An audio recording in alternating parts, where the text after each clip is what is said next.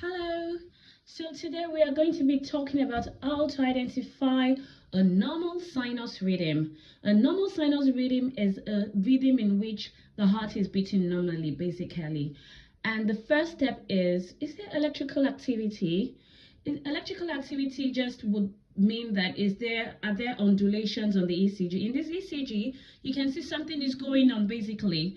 And the electrical activity may not be classical like this. It may just be some regular P waves, which we will discuss. A P wave is the first wave you see. So let's take this ECG as a component. And so here, this is the P wave that comes before the QRS wave. So is there electrical activity? Yes, sometimes what you find is just the P wave. Now we want to talk about two. Is there, what is the ventricular rate? That's what is the QRS. Now note that this is a normal ECG. I hope I drew it well. Yes.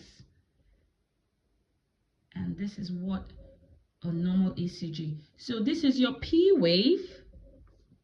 This is your Q. This is your R. This is your S, and this is your T wave. Now, what we are asking is the QRS, what is the ventricular rate? So this is the ventricular rate. Your QRS, this QRS equals your ventricular rate. And so what we are asking is, what is the ventricular rate in this rhythm? Now, in this strip, what you need to do to calculate the ventricular rate is to know how many R waves are between 30 small squares. I will break this down to you in another video, why we are calculating the number of R waves. Well, that's the simple formula you need to know. How many R waves are in 30 small squares?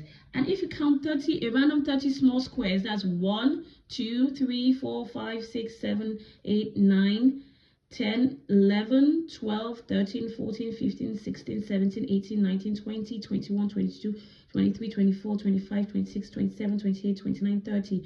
So from here to here, how many R waves do we roughly have? Here we have 1, 2, 3, 4, 5, 6. So how many R waves are there? We have 6 R waves in 30 small squares. What we then need to do is to multiply this by 10. This will give us 60, and we know that in a normal heart rate should be 60 to 100. So this is normal, right? So you have to calculate how many R waves are there. Another thing you need to do is to say, what is the rhythm? Is the rhythm regular or irregular? A regular rhythm is a rhythm where there is equal PR interval. So that's where it is regular. So there's a regular interval between R and R, a regular interval between R and R, a regular interval between this R and R, and a regular interval with this R and R. And you can use an ECG ruler, or you can use